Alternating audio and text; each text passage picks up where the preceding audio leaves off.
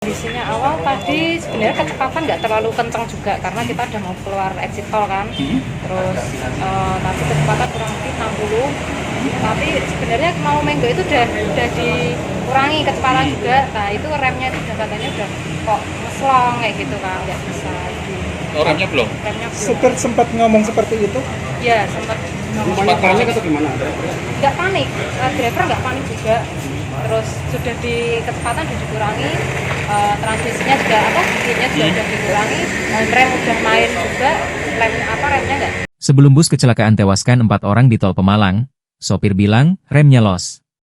Kecelakaan tunggal bus pariwisata di jalur keluar tol Gandulan, Pemalang KM 312B, yang mengakibatkan 4 penumpang tewas, diduga disebabkan karena rem blong, Sabtu, 25 Oktober 2025.